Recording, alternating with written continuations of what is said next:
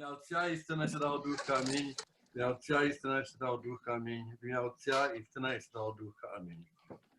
Heavenly King, Advocate, Spirit of Truth, who are everywhere present and fill all things, treasury of blessings, bestower of life, come and dwell within us, cleanse us of all that defiles us, and no good one save our souls. Христе Боже, ми тобі дякуємо за цю зустріч, за цю нагоду поговорити один другим, ділитися нашим життям у священстві. Просимо тебе, Ісуса, пішли Твого Святого Духа на нас, відкрий наш ум, наші уста, наші серця, щоб ми могли корисно розмовляти в цю годину, на користь нашу, на користь тих дітей, що нас чекають. Бо ти таким нам дорогий, Ісусе, завжди, нині і повсякчас, і на віки віків. Амінь. Добре, Владико, благословіть, благословіть. God bless you. I don't have another choice. Thank you. Thank you, Vladiko. Okay. Christia, are you on here? Is Christia with us? Yes. Okay, Yes, she is. Christia, why are you doing this to me? Me? Why? Don't you have anybody more interesting to talk to or have talked to you? I'm really honored and even flattered, but I hope that you're not disappointed and hope that the next hour goes well. But You can never disappoint me. Because I turned this down about 3 months ago. Somebody asked me, and I said, but you kept coming. So I guess That's because Ladik asked me to ask you. Is that it? Why? Yes, I think so. I can't say no to Vladiko. Hi, old friend. Okay, guys, for the next hour, anytime you can just blank out your screen, go to sleep, leave. I will not be surprised. Usually I just fall asleep. But if you can stick with me, I hope it's of benefit to you. I've never met a camera I didn't like. so I'm looking at one now, and I hope I can keep you interested for the next hour. For the first 20 minutes, Christa, you said I'm supposed to talk, right? Yes. And then for the time after that is like interaction? Yes. Okay, okay. I was speaking with Father Wayne already. We go way back to our seminary days back at St. Joseph's in Washington, but I'll go back even further than that. I was born in Ukraine. We're the 49ers. We came over from Germany in 1949, Ellis Island, that whole experience. My parents, after a year down in Texas, in your eparchy, Fort Worth, Tato longed for we paid off the farmer there for sponsoring our passage over. There was Tato, Mama, and there were four children. And so we spent a year in Texas, paid off the passage, and Tato missed Ukraine so much and the Ukrainian church that we then ended up moving up to Ambridge, Pennsylvania, what I call Greek Catholic heaven.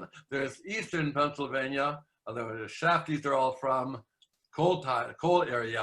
Western Pennsylvania is the factories, the steel mills. Ambridge was American Bridge Company. Tato worked in a steel mill. We had a home right across the street from the church. St. Peter and Paul, Father Krokmani, God rest his soul, was the pastor. And every time the bells rang, we went to church. Tato became the cantor. Mama did the cleaning up in church. And me, I was a captive believer. I had to go to church every time the bells rang. Seriously, it was really serious. Tato never forgot that it was by the intercession of the Mother of God and through the protection of our Lord and the angels that we got to America, for which I'll always be grateful. Czy po ukraińsku, czy po angielsku? Może dać po angielsku? Yes, better English. Okay, good. And so I do speak Ukrainian, but that's because Tato used to beat me. Whenever I learned from Tato, which is what language are you speaking? And then de remin. And he would grab the belt, remin, and chase after me and my sister Irene because we were speaking in that forbidden language, English. He said that someday I'd be grateful, and I guess I am. But at the age of 15, I ran away from home. I couldn't take it anymore. Today, Tato would be in jail for what he did to us kids. But also, I mean, lovingly, he used to really, he beat us out of, he with a smile on his face. Tato usmikał na jak nas byli, że jesteśmy po angielsku говорили w chacie. At the age of 15, I ran away from home. I went to the seminary. I think a lot of us, I think somebody someday, Father Wayne, you'll have to do a doctoral someday. Vocations. Is it possible that vocations come from dysfunctional homes? If you did a study, how many vocations come from homes where the kids, the boys, or the girls, they can't wait to leave home to go somewhere where there's a predictability, a stability, a regular expectations in your daily life. And you don't have to worry about the mood swings of your poor parents, especially your fathers. And it's not that I'm faulting them, but do you know, I mean, what would you, talk about, post-traumatic stress, what they went through with the wars, with the 6 months of totally uncertainty as to how they were going to get their family to safety. What Tato and Mama went through to get us to America, and what they saw as they were making those travels, what they left behind. It's amazing that they were as sane as they were. But nevertheless, home life was not easy, and I think this happened to a lot of our immigrants with the third wave. At the age of 15, I went to St. Basil's Seminary in Stamford, Connecticut. I loved it. I didn't know any better. I loved it. It was great. There were 110 guys in high school, 110. We slept in 2 large dormitories, double bunk beds, 48 guys in each room. We lived by the bell. At 5:30, you get up. Everybody, you go to the bathroom. You line up to wash up. You line up. You line up to go downstairs. You go to the chapel. Magna silencia, no talking. Knock, knock. You kneel down. Knock, knock. You stand up. Knock, knock. You sit, you listen for the meditation, you do the Chitna Služba Božja every morning there with Father Skinkowski, God rest his soul, and Father Bayback, and Father John Squiller, God rest his soul, and the others. And then knock, knock, and you go downstairs for breakfast, which was great. Slava Iisus Christus, Slava Navike, and we could talk. Magna silencia from night prayer in the morning to the greeting at breakfast. It was a very regular routine, one which was very good for me, which I enjoyed.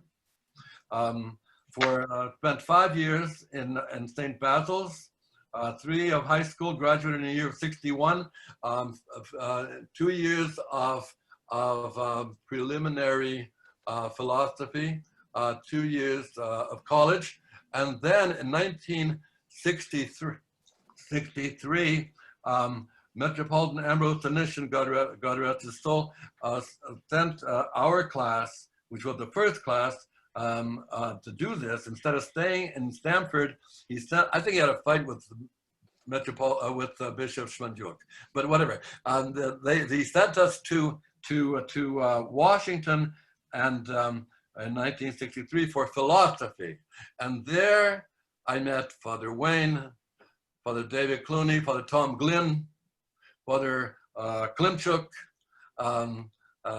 fathers, and a number of others. And it was like I was this kid from Western Pennsylvania who had a very narrow experience of the world, and they decided to adopt me. Father Wayne, you can correct me if you wish. They decided to adopt me, and they used to say, make a silk purse out of a sow's ear. They're gonna make me into a gentleman. They're going to show me the wonders of the world, what a beautiful, and Washington was a good place for it. Washington, D.C. was the one, we went to Catholic University of America, walked down to the university, Conception, Immaculate Conception Cathedral, beautiful campus, and all of a sudden the world was a huge different place, because we went from if you know Stamford, St. Basil's, it's like a arsenal, you know, it's like it's enclosed fortress.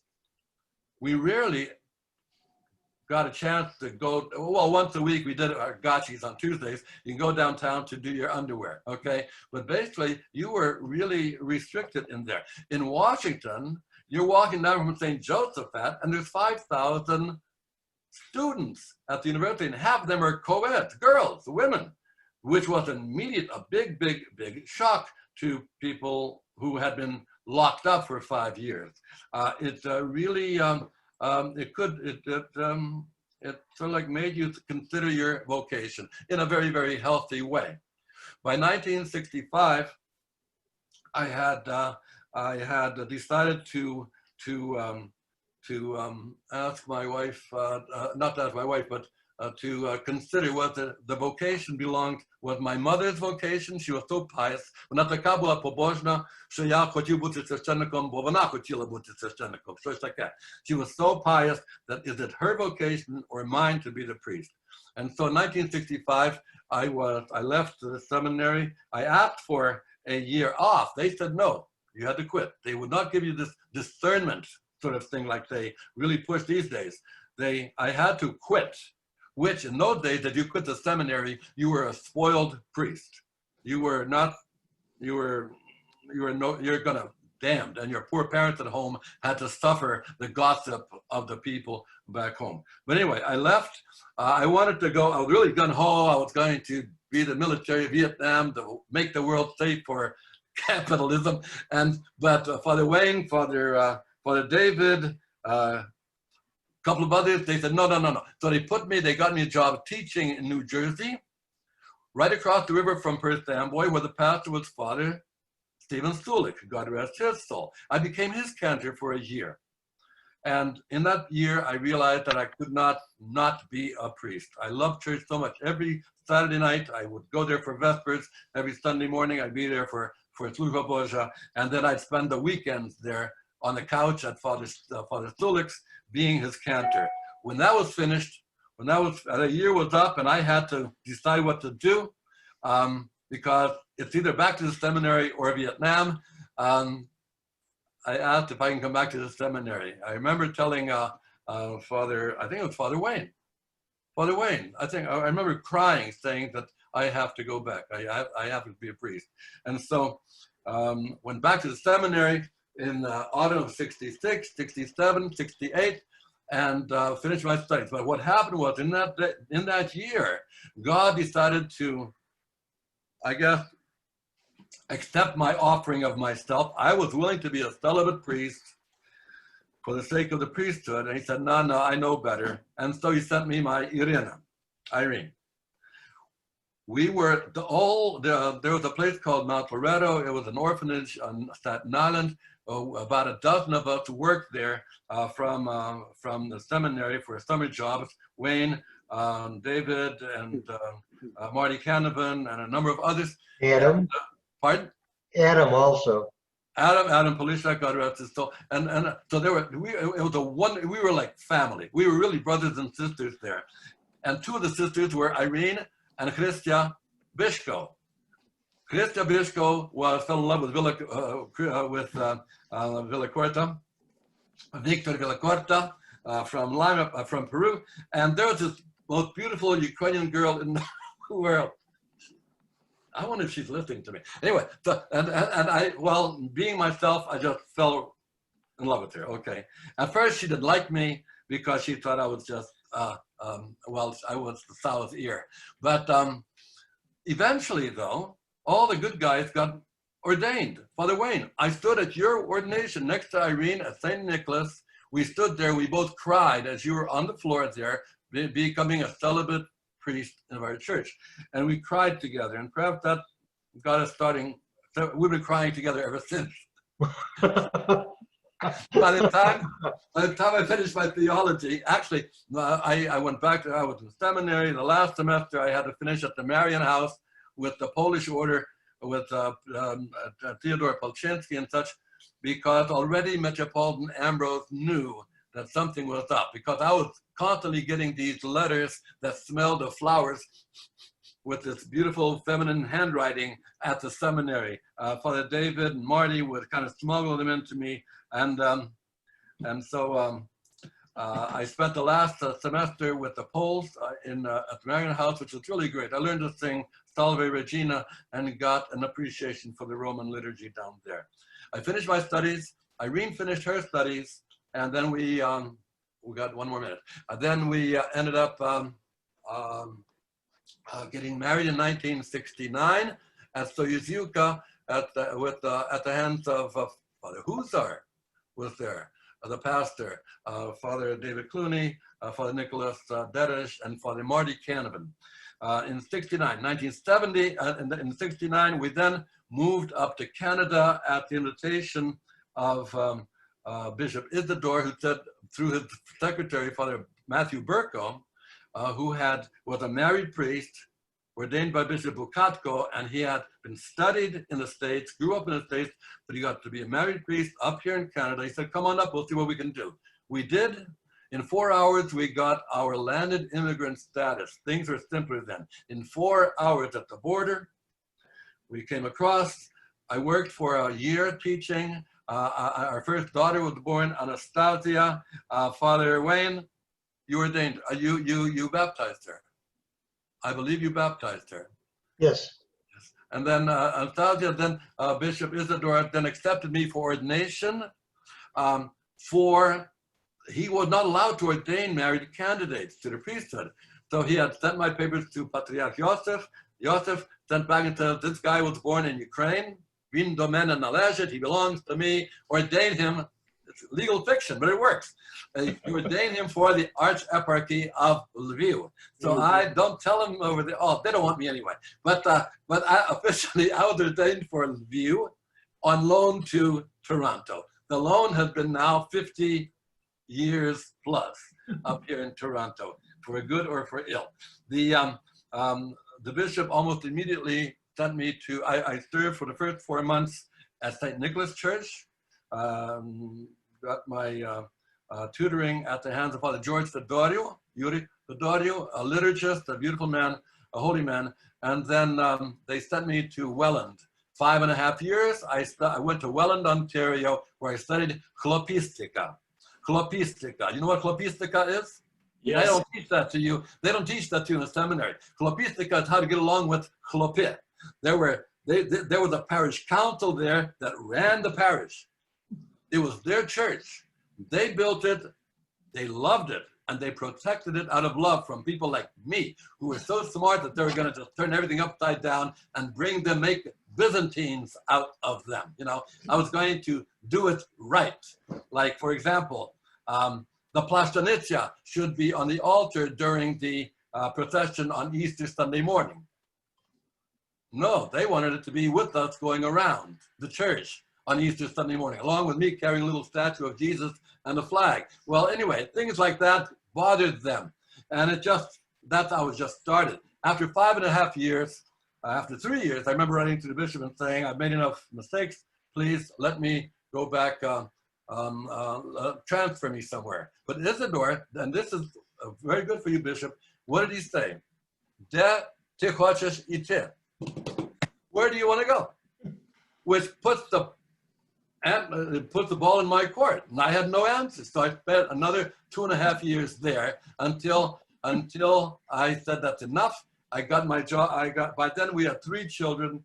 I got my one person told me, "Don't be foolish. You got a family, Father. You're going to fight with these people all your life. You've got an education. Go get a teaching degree." I went to Teachers College just down the road in St. Catharines at Brock University. Got my degree. Was offered a job teaching in north of Toronto here, and at the same time, Father John Tatarin was sending a couple deacons out here to start a parish. The area out here was going to boom, and it certainly has. And so they asked me to come here. I did.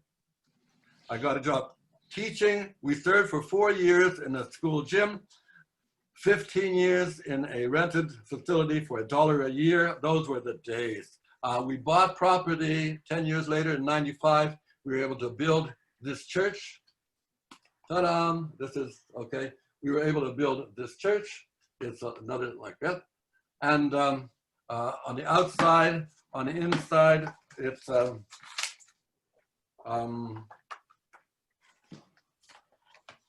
on the inside, it eventually looked like this. Everything that we wanted, that we dreamed about in seminary, Father Wayne, I got it. God, you know, God takes care of what? Drunks. God takes care of drunks and fools. Yeah, you know, I was not the brightest bulb in the seminary, as Father Wayne will tell you, but for some reason, God decided to take care of me. And I would say, but the thing is, and we have a parish now that is about as ideal as you can find in this rather unideal world. But the reason for that is not that I'm so smart. Well, the only smart thing was I did not want to fight with the parish councils. And I think I did not want to go to a parish where I had to spend 10, 15 years to try to you know, not that what they were doing was bad. They were survival mode. They were, the people brought with them what they knew from Galicia, from their parishes, and they prayed that way. But when you guys send us to the seminary and you open up the Ordo Celebrazione, you open up the beauties of our church, and you go into the parishes and say, well, it's nice. I mean, I like Supplicatia. I like my mama prayed the rosary. The statue is great, wonderful. The bells at the benediction and such. But this is not what we studied. And so what happens when you go to a parish and you find yourself facing a parish that has another practice, it's a problem. With me, I had the luxury of starting from scratch, as they say, tabula rasa, from scratch. It was all my, not mine, but it was my ball was in my court. What I'm going to have in today, 44 years later, is because I was involved in helping to make it come true. Okay, it's my, you know, you make your bed, you sleep in it. I was able to make the bed in a way that it is pretty comfortable to sleep in today, maybe even too comfortable. But God has a way of jugating us, okay? Because I'll mention that in a minute. And so in '95 we built a church that would make my parents, our Ukrainians from Galicia, happy. Again, with the domes and such, you know that. But the big difference was that inside the church, the primary language was English. And I found that by not fooling the people, but by giving them a church that looks like that, a church that looks like this on the outside, so when they're driving up and the bells are ringing and it's a church, and then when they come inside and they hear, blessed be the kingdom of the Father, bless the Lord, oh my soul, that stuff, they're less likely to be upset by it because already they've been softened up by the fact that obviously the people here love our tradition. But I love it so much, and you guys, I think, will agree. We do not want to become caretakers. We do not want to be undertakers. We want a church that's going to take root here in the new world and be passed on to our children and to their children. And so I've lost my train of thought.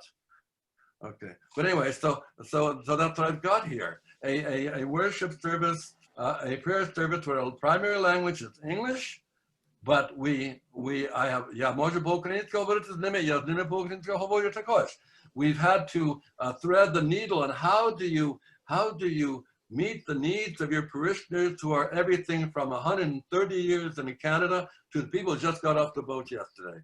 How do you meet them, and how do you make what we've been given, which is such a treasure, such a beautiful, beautiful gift of our church, our worship, our way of living our lives? How do you make this take root and grow and be passed on to our children and grandchildren? I have a wife. We now have 6 children. We have 10 grandchildren. When they're home for the holidays, they stand with us, they pray with us, they sing with us. If you watch the YouTubes, you'll see them there with us. And I've got a vested interest here. I don't want them to be ending up in the Roman Church, although if they have to do that, God bless them. Definitely, I don't want them to be lost to others. I want them to grow, to worship God in the faith that my parents gave me. Charity begins at home. Where they end up, that's in God's good hands. But I'll do my best to pass on to them the treasure that has been given to me. And so on that score, it's been 44 years here, 1976 I began, and it's been 50 years plus of priesthood, and I'm still obviously excited about what I do. And it's all because I'm doing something that is still a source of joy to me. Dobre, so that's half an hour. I've got 30 minutes left. Dobre? Questions? There's lots of gaps in the story. It's up to you. Proszę dużo. So Father, first of all, thanks so much for being with us tonight. And I wanted to ask you, what percentage of people in the parish are of Ukrainian background and which percentage are not? And what are the biggest challenges you find in making those two groups work? And how do you solve them, or how are you working to solve them? I have very, very low memory retention. What was that first? There are 3 questions. First, line them up. I'm with you, Father. Yes. So first, what is the percentage of Ukrainian background people and non-Ukrainian in your parish? Well, we began with almost all Ukrainian Canadians, almost all. And English was going to be the language, just like at St. Demetrius Church, okay? With gradually, though, especially now with the 4th wave, we have to deal with the blessing, sometimes mixed blessing, of the 4th wave. How do you meet their needs? The evangelicals are doing it, the Piarisatnika Pentecostals are doing it, the Baptists are doing it magnificently in Toronto. Why should our Ukrainians be going to their places to worship? So they have to hear their language, but at the same time, you can't ignore the people who built this church and have made it possible for them to come to a community, come to a church.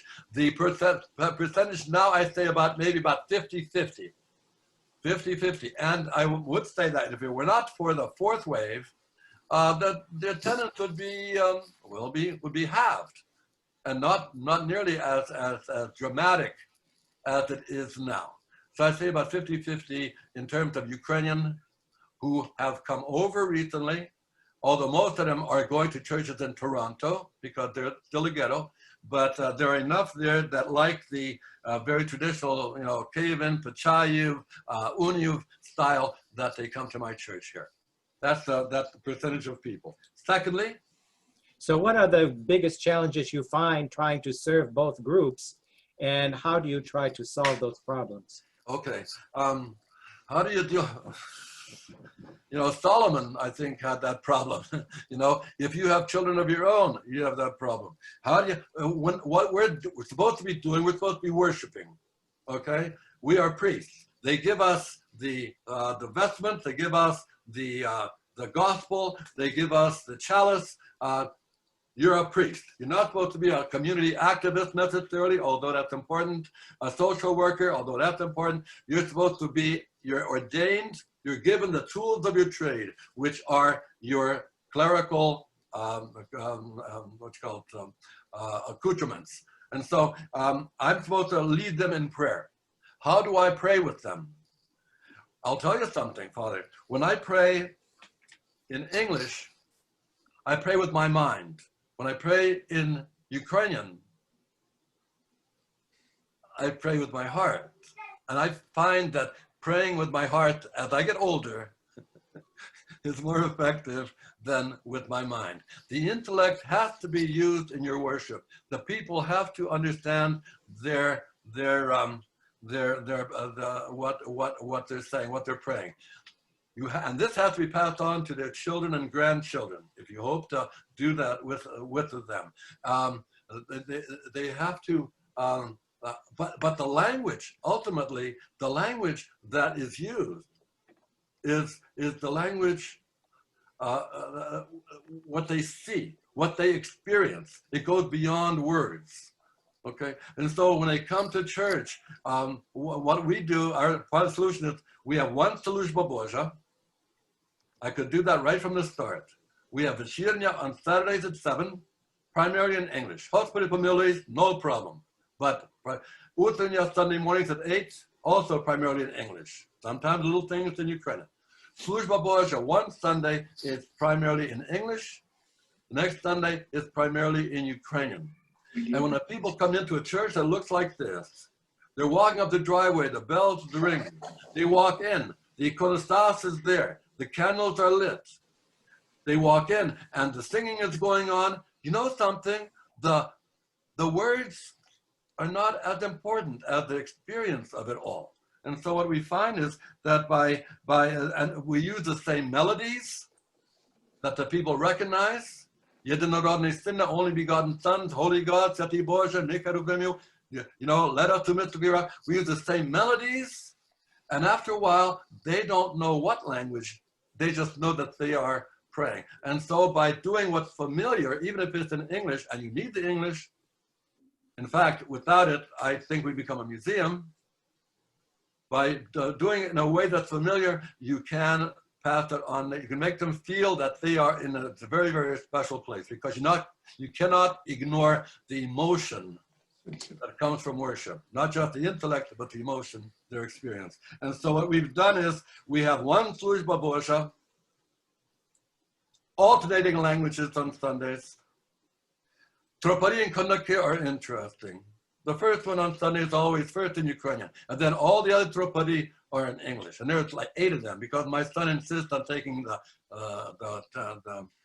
temples, Elias Tropar, the Saint of the Day Tropar. There's 8 or 9, okay? But tropari, anything that's complicated, very often becomes in English, because I find that even if you'd like to do it in Ukrainian, it's not easy to find people today who will stand up and read the epistle in Ukrainian, even if they were raised Ukrainian, the Psalms in Ukrainian. And so by using English, you're praying, but you're also enabling the kids, others, to become involved in it in such a way that they can take ownership of it. But one liturgy, alternating languages. Afterwards, after that one liturgy, they go downstairs. We have a hall, they have coffee, they have social. There's no organizations, because I did not have them here. We just didn't have to have them here. And so there's no cliques and such, but the people gravitate to their particular groups. And they do get a chance to see one another and to socialize after liturgy downstairs in the hall. One liturgy. One other thing. Somebody want to ask me a question about the calendar down the road? Put that on the back burner. We'll discuss that as well. Dobra? Okay, no, Father. Go ahead. Father, why not go ahead with that now? Let's talk about calendar. Oh, okay. When we first began, it was an English-speaking parish out of St. Demetrius, but very soon I found that Toronto is so old calendar that I wanted to be a part of the Toronto, so we went to the old calendar, okay? With time, and it was fine. This is a very traditional parish. The church burnt up after 38 years of existence. For 3 years, we were in a school gym. During that time, we found ourselves serving on the school calendar. So like Christmas, which is the most important thing that impacts, we had it celebrated on the 25th, because January 7th, school was in, we could not use the forum for a služba. And therefore, we did that. And then when we moved into the new church, I said 40. That's a significant, it's time. It's time for us to make the change. and we went to the revised Julian calendar. The Greeks have been doing this for over 100 years. Novo Juliansky calendar. Agreed by most of our hierarchy that this is not a bad thing, maybe a good thing even, but it's really problematic to implement, and so they're backing off. But a parish like mine, which is out in the middle of the boonies, which has a despot for a pastor who can say this is the way it's going to be. The motto in my church is my way or the highway. Better proshi do so. I said we're going to the revised Julian.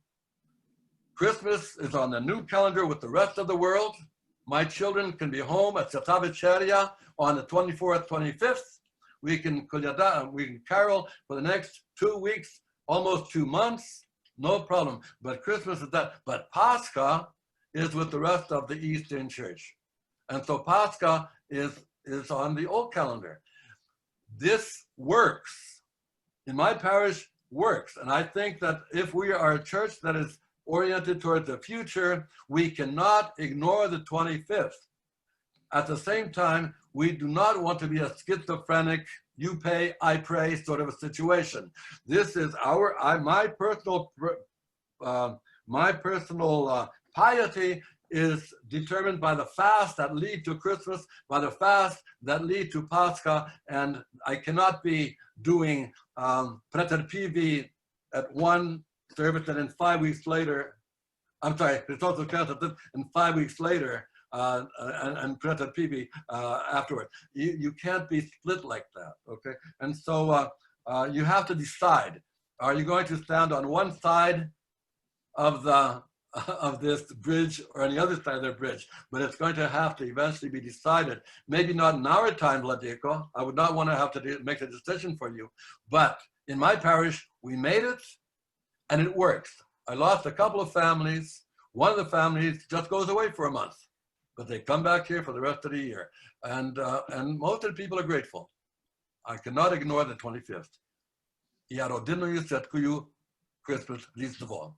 And there's nothing to keep me from not celebrating it on the 7th with Guido and Baba once again. Actually, I can do it twice, but nothing official. The church's calendar is the church's calendar. The new revised Julian Novo Julianchi calendar. It works once you can implement it.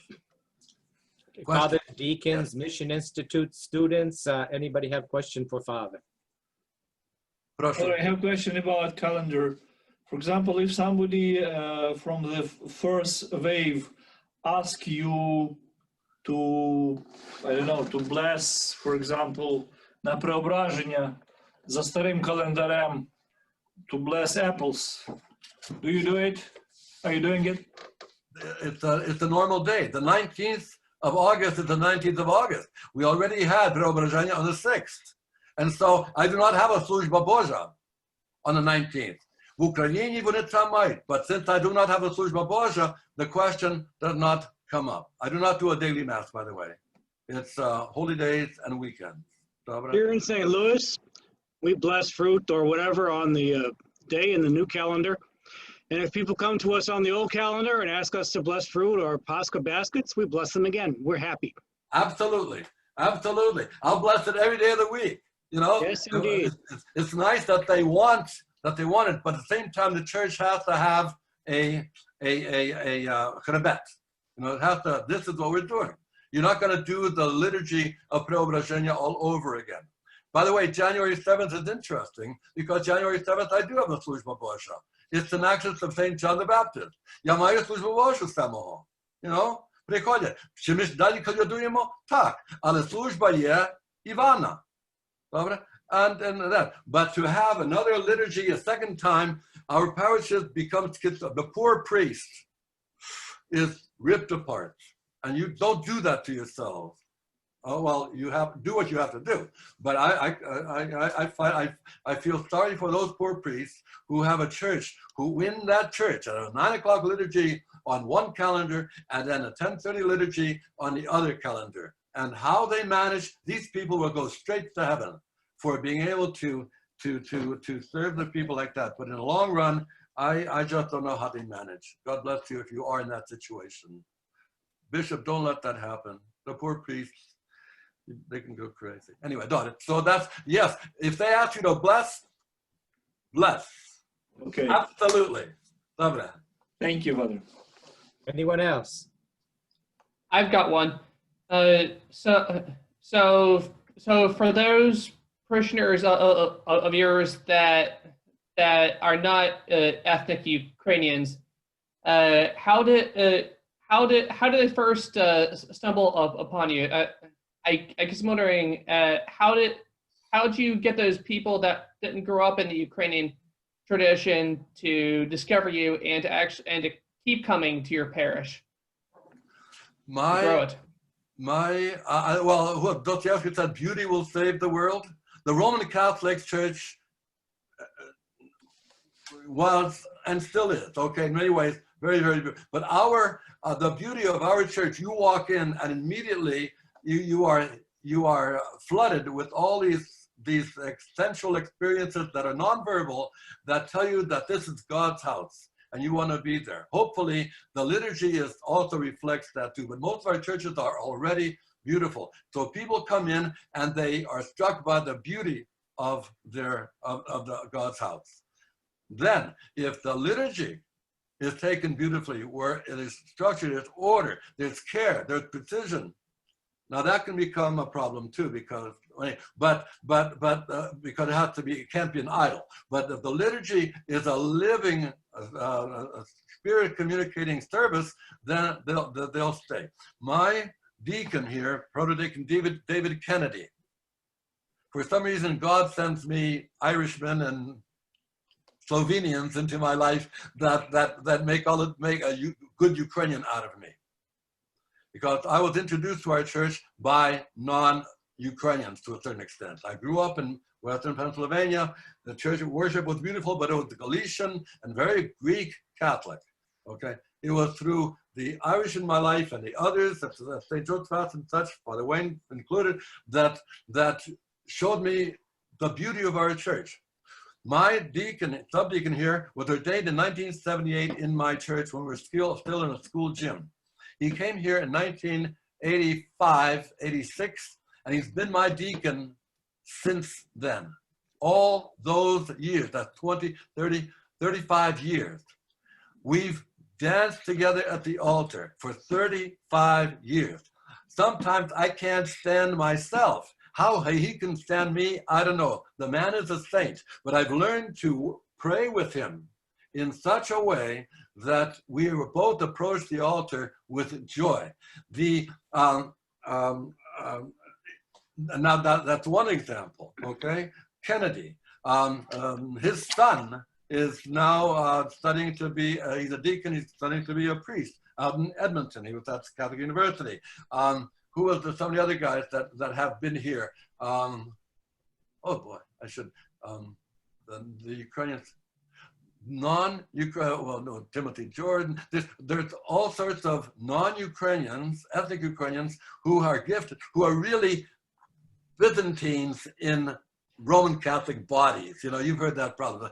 They for some reason, they've been gifted by God to appreciate our spirituality, our worship, our beauty, and hopefully find themselves in a community that accepts them, even if they don't speak Ukrainian fluently or at all, and welcomes them into the family. And you find all those things together and they come. By the way, without the non-Ukrainians in this parish, I would not have this parish as it is. They've really made a difference. It's like when you add a touch of Karin or a touch of chesnik to your food, it changes the taste completely. Same also in here. The non-Ukrainians have really made a difference here, and without them, I would not have St. Elias Parish the way it is. So I don't know if that answers the question, but they come and very often they stay. Some of them keep on going, but very often they stay. Who else has a question for Father? I do. Father, you mentioned that the beauty of the church and the good liturgy are important. with respect to keeping all these non-Ukrainians in the parish. How important is good singing to your mind? Do you want to listen to opera where they're stumbling over the words, where the orchestra is out of tune, where they do not follow the direction of the concertmaster, where it's just chaos? You know, the singing, our singing is absolutely important. It can become an idol. For me, I have a problem. If they're singing wrong, you can't. If they're praying, it's never wrong. But if they're singing something that is different from what I expect, I can't pray, which is terrible. I should be able to pray if they're totally off. But so for me, the singing is so important that if they're not singing nicely, I can't pray. But for the normal parishioner coming in, for somebody coming in, even our basic singing sounds magnificent to Roman Catholics. They come in and they can't believe how the people are singing together. The Carpato Ruthenian, especially the Carpato Ruthenian chant that only a mother could love. Forgive me. No. What the singing is, when they hear the people singing, even if it's from the heart and it's all done in community, it is really quite moving. For us, Galician chant, our chant, Galician chant as the core, because I think that we should also take the best from other traditions as well and make it our own. But Galician chant is such a gift. It is such a gift. The melody lines, the melodies, the harmonizations, it is so easy to sing this stuff. You don't need a fancy choir. You know, you got 3 Ukrainians, you got 4-voice choir, you know, also for political parties, but that's another story. But you don't need it just naturally lends itself to sing. But you should start together. Oh, that's my thing. You should start together. You should start on pitch. You should, the cantor shall not be Mr. Caruso. Take that microphone away from him. Christy, are you there? Once you got them started, take that microphone away and let the people sing. I don't want to hear you singing over everybody else. Not you, Christian, but the cantor should not be louder than everybody else. In fact, the ideal cantor, you don't even know who it is. If he uses his body language and his hand and just emphysemic breathing, he can get them to sing together. You know, are you guys familiar with my website, St. Elias, Friends of St. Elias? There's 555 YouTubes, Friends of St. Elias. About the 8th one is Bishop Benedict at our place. See how the cantor directs the singing in a way you don't even know that he's there. It's like spontaneous, where all these singers come from. Music is absolutely important. If you go to a restaurant, I think it's similar to in a restaurant. Are the tables clean? Are the napkins in the right place? The knives and forks here, the spoon over there. Is there a candle? Are there real flowers? Is the atmosphere? If everything's in place, somebody cares. The music for us is every bit the same with our church appearance, but the music as well. If the music is attractive, pleasant to the ear, that already communicates the text, the gospel, the faith. But if it's ugly, if you're not that it's ugly again, because nothing is ugly if it comes from the heart. But let's face it, I don't want to listen to bad renderings of the New World Symphony or the whatever. You know, you know what I'm talking about. Okay, if it's beautiful, it will attract. And the singing should be beautiful. Invest in your cantors. Get a good cantor. Have them, give them the materials that they need. You know, I say that our cantors are the ones who used to turn the pages. When we upon Nikolai back in most of our parishes, the cantor has the books. He reads the Slavonic, he has the books. The guy next to him turns the pages for him. Dobre taki pidiaci. You know, he turns the pages for him. When this cantor at the age of 93 dies, who becomes the cantor?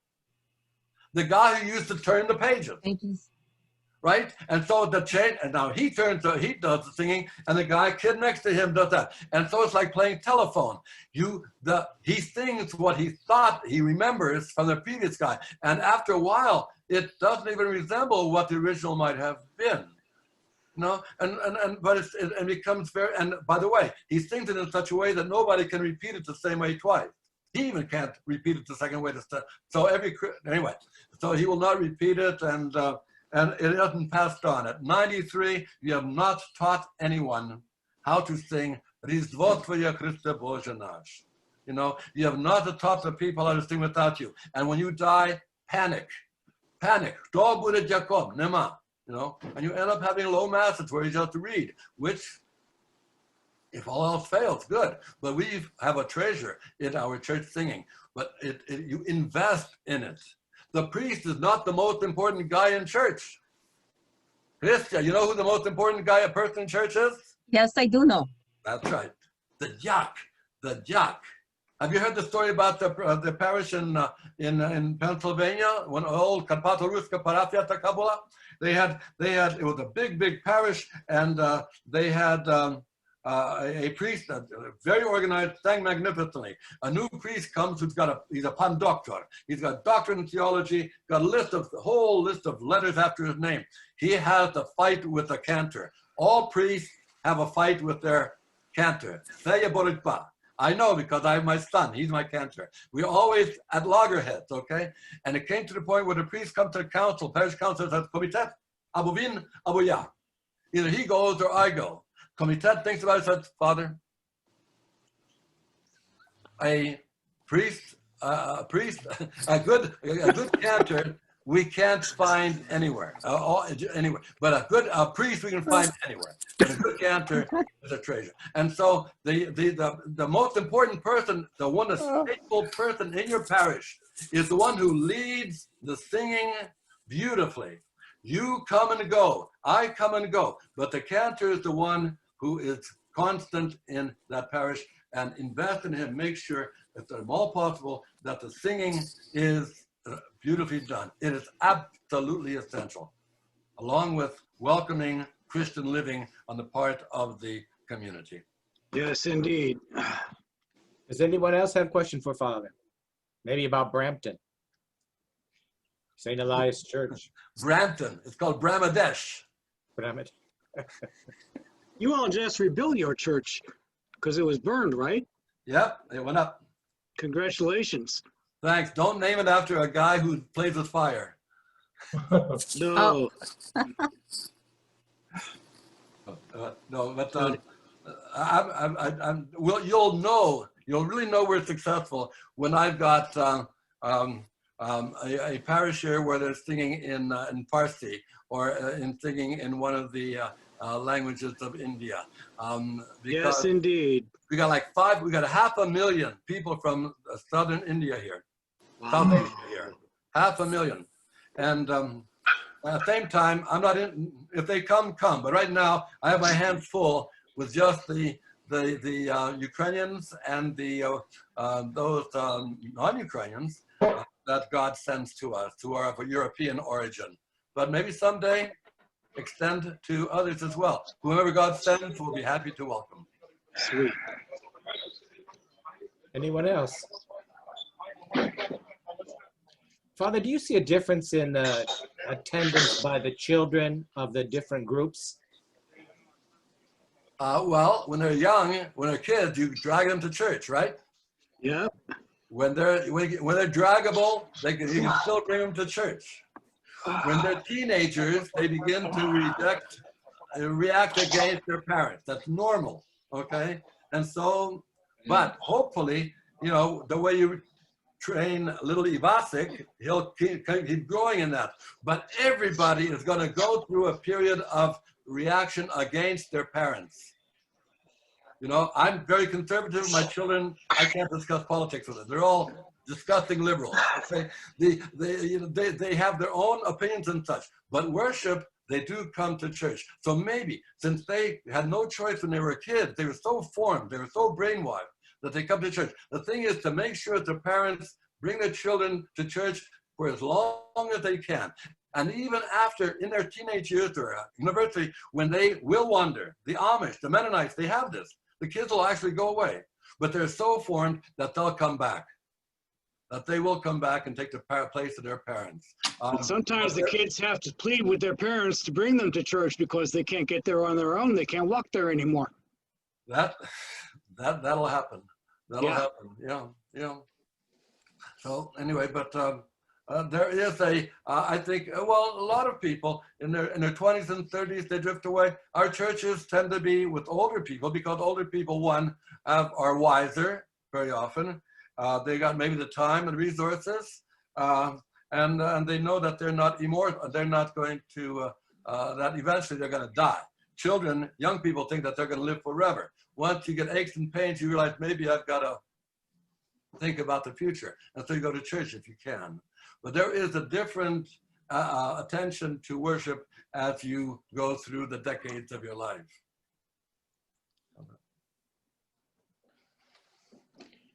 Anyone else? Father has many decades of experience. He'd be glad to share. I have a question about benches. Benches. Yes. The curse of our church. Yes. So HIV of our tzarkva. Yeah, I have a question because in cathedral we have we created a group of people. It's not choir. It's really people that would like to pray and sing. It's like krelos. Hopefully that's and it was so different people that at the beginning it was horrible.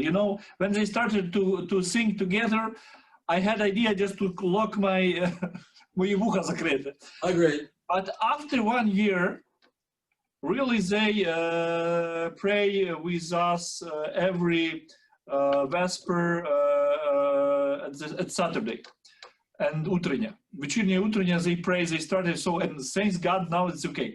But the biggest problem was when they stay together in bench, they cannot hear each other. So they started just to stay in front of the benches and they to hear each other. Вони зробили як half a circle. I like circle. And I saw that really it's a problem here in West, that especially when you have just all church in branches. Maybe it's good to have some part in branches where people can sit because it's impossible. I know they will kill me if I will remove it. That's right. But really we need some spaces in the church, especially when you have коли ти йдеш кадженням довкола церкви або other things. Sometimes it's it's natural. It's not natural, it's like you go like, I don't know, як закритий, ти не можеш, you don't feel this space. I saw, for example, in Rome, it's interesting, in all churches where they removed branches, for people that would like to have seats, they just put there it was chairs with, it's not glass, but it's plastic visible. So you can see really the feeling of space. So your ideas, what to do here in United States and Canada? Our churches were built before birth control and family planning. You have room for 2,000 people in a cathedral, something like that. You don't need that anymore. The numbers have changed. My thing is, well, if you really want to get rid of pews, you're going to have to go. The pews will stay. You will have to go. But the things can be done. It's called a kleros. That you look in Ukraine. In Ukraine, the older village churches are open concept. Yes, they have seating around the periphery, around the columns. They have a little church here, so the babcha can sit down. I want to sit down sometimes, okay? But you do not have these regimented pews, which are totally contrary to our worship. Our worship is a spirit-filled, active movement, a type of worship, whether it's incensing, whether processions, whether the kids come up to kiss the gospel, whatever you have to have You have to move. You don't put a bench in the middle of a basketball court, which is what we have done. What do you do with it though? If you try to get rid of them, they will get rid of you. Okay, so don't do that. But you can, there's a couple of things. One, I look at these big, long churches. Do you need all those pews? Will there come a time when we're going to have them filled up again? I don't know. Is it possible? How about this? Maybe to rope off the last half. Put these big theater ropes and rope it off, and you need it when you have a big archereska. That is a compromise. That's a big compromise. Better still, get rid of them and make that area a gathering space, a babinitsia, a narthex, where people can socialize after liturgy. Maybe that, that's a gathering space. That's where you begin the wedding. That's where we begin the baptism. That's where we have the initial prayers at a funeral or whatever. Okay, half of those pews in most of our churches can be, and I know that this is very shocking, but are not necessary. Okay, do something with them. That's the back. The front is called a krillos. I could not serve in my church the way that most of the diak stands in front, facing forward, with a microphone in front of him. They cannot hear each other.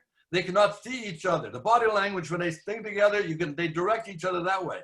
And also, if they're singing forward, the people behind them will not hear them until the sound goes forward and back again.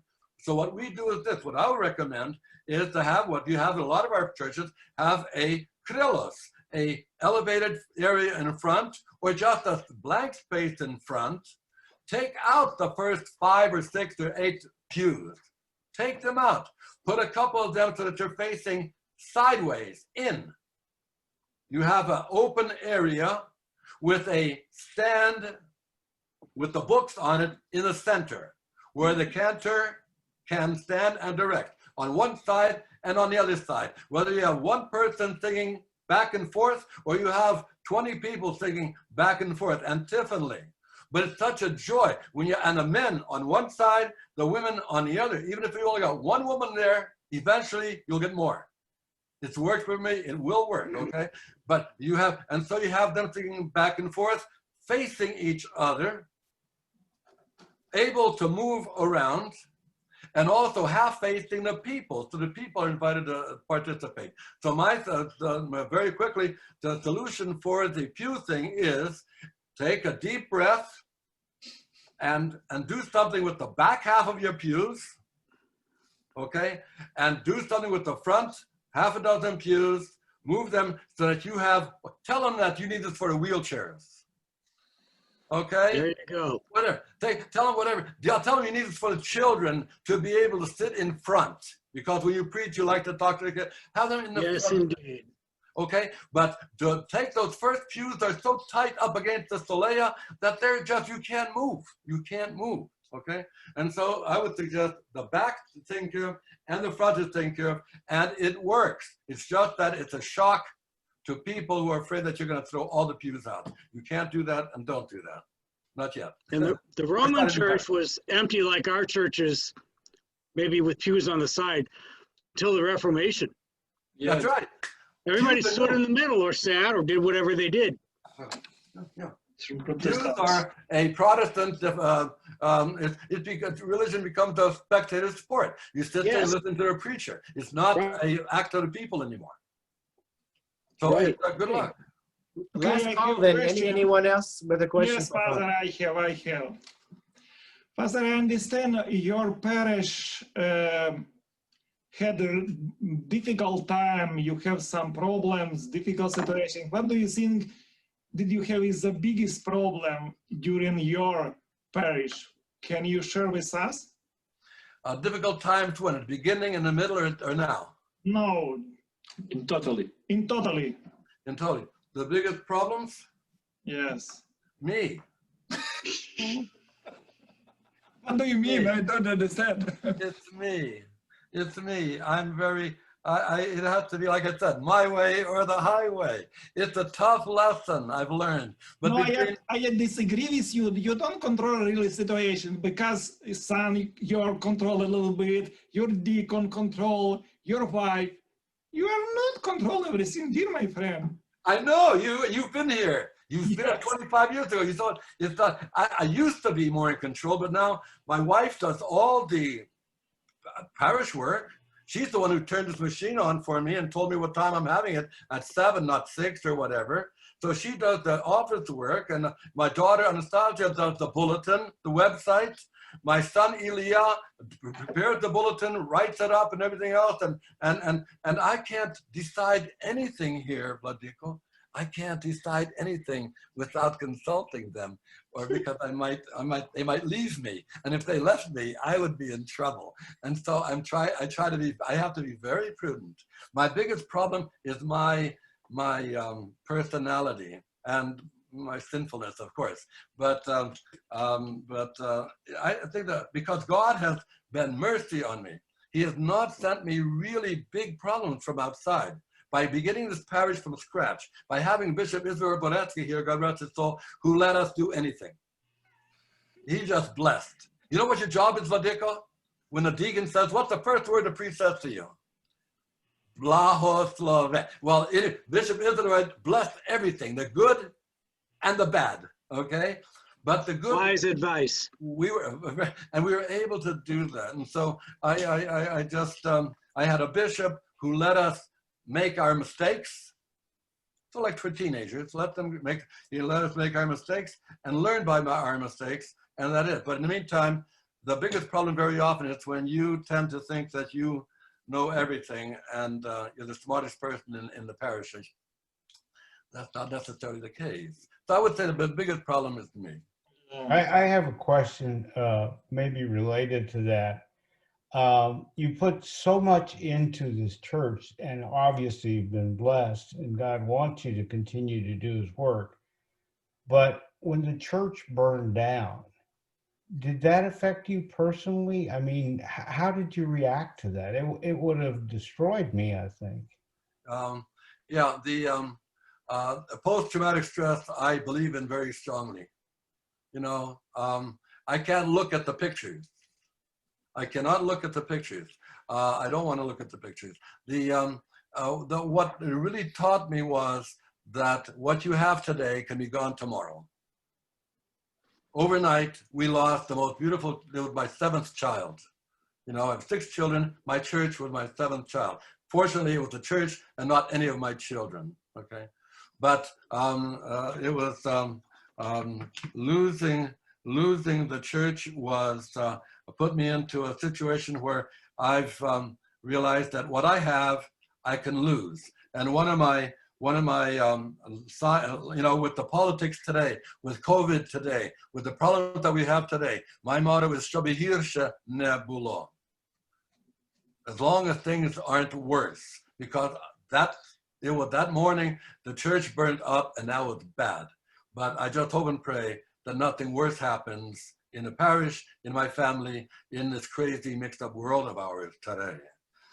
You know, this could be a lot worse. Dr. Shaw, you are grateful for what you have and appreciate it because you can lose it. That's my lesson from the, but at the same time, afterwards, the parish just, and we have it back again. It's the resurrection for us. A good reminder that God does make things new. Father, thank you so much for joining us tonight and sharing your experiences with us. You know, so many of us who know something about your parish there in Brampton, we really appreciate the work and the prayer that you and all the faithful people there have done. And so thank you for coming and being here with us tonight. Yes, indeed. Well, I thank you for the invitation. Like I said, I've never seen a camera or a microphone I didn't like. Anytime, Dobra. I would ask you, if you are not familiar with our website, the St. Elias Church in Brampton, or Friends of St. Elias. There's 555 YouTubes. You'll see Bishop Benedict there. You'll see the entire story is there. And keep in mind that we were able to do what we've done because of the perfect storm of good things that I've got here. Everybody from my formation seminary, my parents at home, my wife, my children, starting anew. This is not going to happen in too many places like this, but it did happen here, and aspects of what we're doing here perhaps can be shared. You can take a cutting of what we're doing here and plant it in your community if you are interested, whether it's singing or architecture, church, how to deal with the various ethnic groups, generations, whatever. See, we've gone through it, and maybe there's something there that you can use as well. I do hope so. Dobre? Thank you, Father, very much. Bishop, would you close with prayer for us, please? Слава Отцю і Сину і Святому Духу, нині повсякчас і на віки вічні. Амінь. Господи помилуй, Господи помилуй, Господи помилуй. Пресвященнейший Владыко, благослови. God bless all of us, special Father Roman, now and forever and ever. Amen. Amen.